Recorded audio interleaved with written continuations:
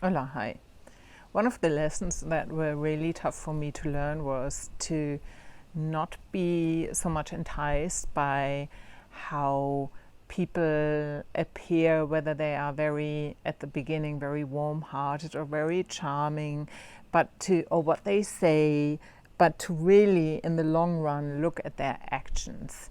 That's the telling sign, especially if it's people, you either want to be friends with or people you want to work with, any kind of relationship you can choose, you actually have a choice over. And I think that it is just true that the actions always speak louder than the words, and you can say a lot of things, but I can see at your action or at the person's action whether they are actually coming halfway to meet me and doing what they said they would be doing. And so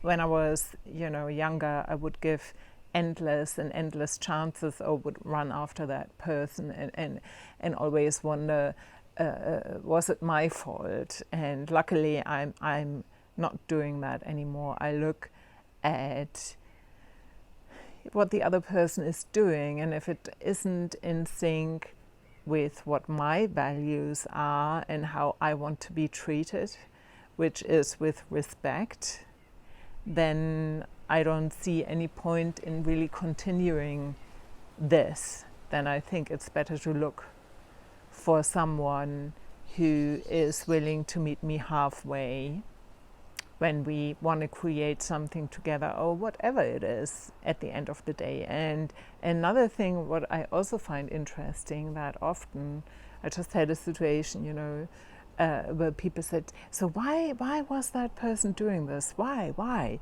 And I'm thinking, yes, I know there's kind of rumination loop where you're trying to understand why the other person kind of maybe let you down, for example, and stuff like this.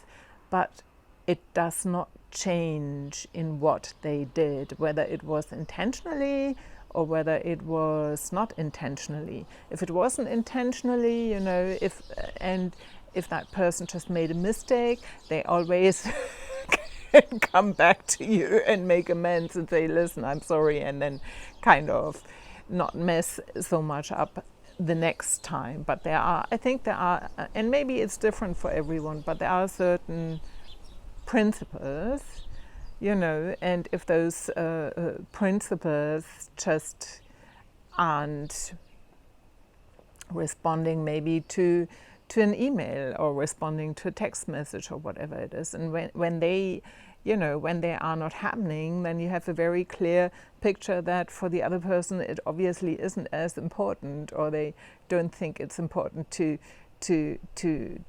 get back in a timely manner. And so if you have clear what is important to you, it's the what that counts, and that I think we need to make our decision on, and not why the other person was doing what they were doing. It doesn't matter. It's still, if it's still not okay for you, that's all you need to know.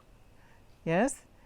And if it's with a friend that we are having something, yes, obviously we trust that friend already enough to have a difficult conversation and to sort things out. But that's not what I'm talking about. So, in conclusion, I would say look at what the other person is doing. Is it in line with how you want to be treated and how you want to have a friendship going, or a work situation, or a collaboration, whatever it is, and then decide whether you want to continue or not.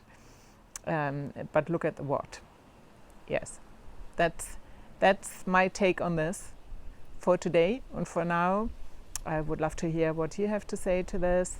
And just a gentle reminder that you can do the magic quiz to find out your creative type. There are some wonderful recommendations as well you can do, and so I'm gonna put the link below. Take care, bye-bye.